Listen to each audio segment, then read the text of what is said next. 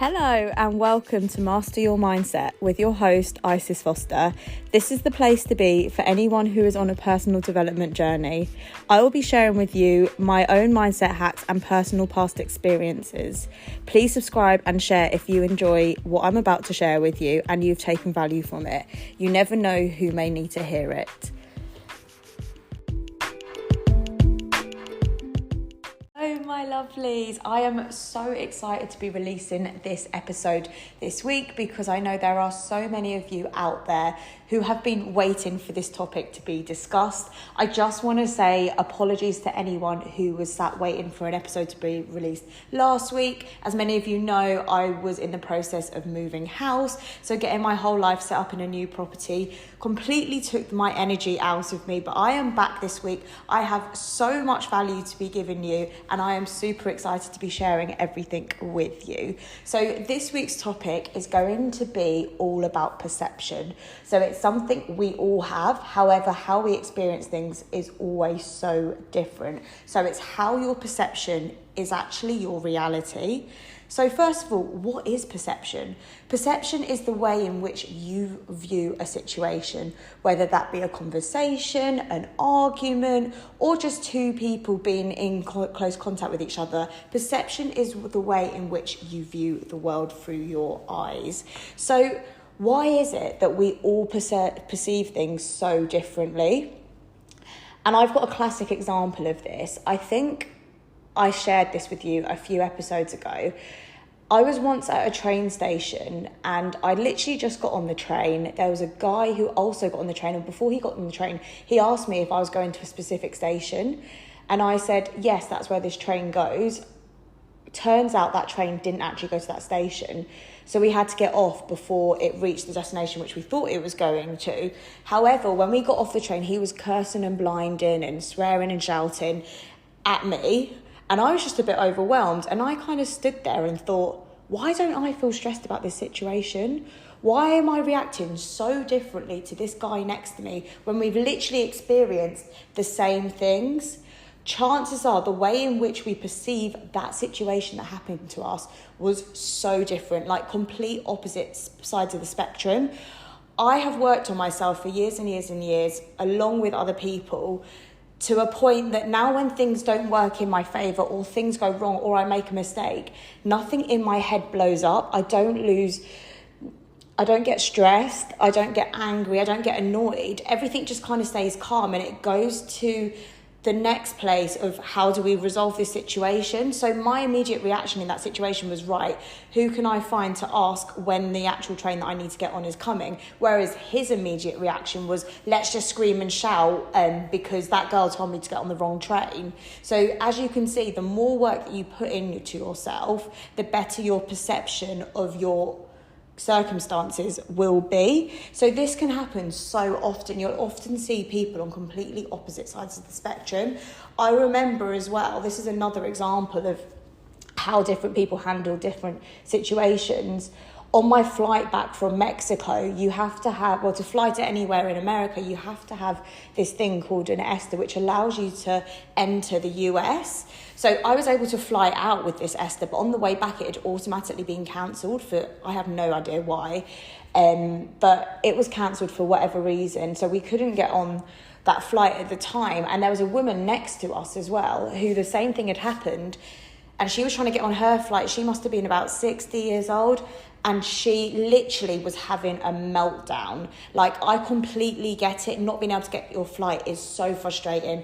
I was frustrated, but I was going to the next part of the situation, trying to fix this and putting everything into a logical perspective for myself of how can I get on that flight? Like, what can I do? What is in my power? What do I have control over? Whereas she just completely melted down, and she was like a 60-year-old woman.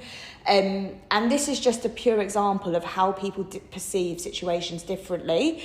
So the main question that I wanted to know is, why do people do this? And after a bit of research and obviously being around people who are within the mindset industry, we all put our heads together and we've realised that the reason people perceive situations differently is because of past experiences. So those people who, when they were younger, may have had a very traumatic event happen to them, their response to situations now is, I don't want to be back in that situation, so I am going to fix this.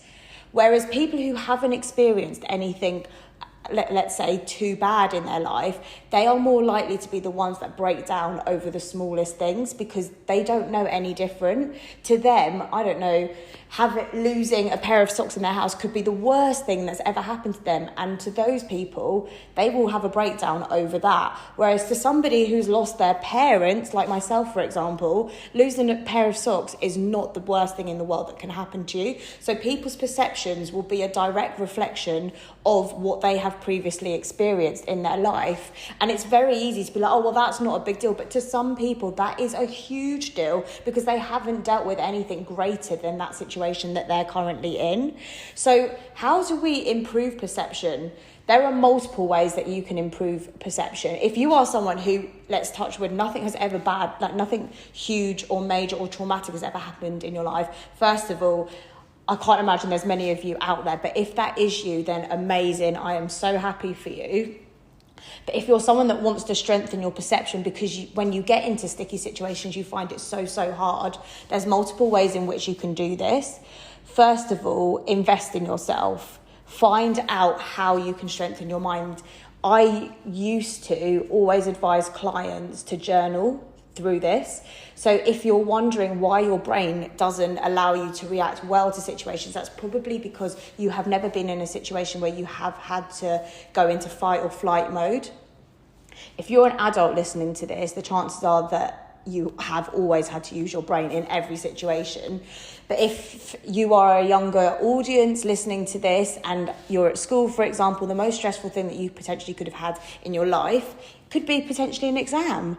And to overcome exams and to not feel stressed in that environment, what do? Revise. So the best advice I could give you is, before you put yourself in a stressful environment, make sure you're prepared for it. And I know in life there are so many things that you cannot prepare for, but there's also a lot of things that you can. So train your brain. Listen to podcasts like myself, for example, that are going to stimulate your brain and help you overcome these challenges, because there are so many podcasts out there. This one obviously would be my number one recommendation, but there's mindset podcasts literally everywhere. If you're someone who hasn't been in a tough situation yet, listening to mindset podcasts will prepare your brain for any situation that appears in your life, and it won't catch you off guard. This is why investing in yourself is so essential. We invest in our bodies by going to the gym. We eat nutritious food. So why are we not investing in our brains to be able to overcome tricky situations which may appear randomly in life? Because life is a roller coaster and you never know what is round the corner. So the best thing you can do for yourself is to prepare yourself for any unforeseen circumstances. And 9 times out of 10, you never know how you're going to react to a situation until it's actually in your life. I know so many of my friends who have had babies, for example, and they've always said, oh my gosh, I am so scared to give birth. I've never done it before. And then when it happens, they're like, okay, yes, it was painful, but it was so worth it. And I think until you're in a situation which you have to get through, you don't know how you're going to react.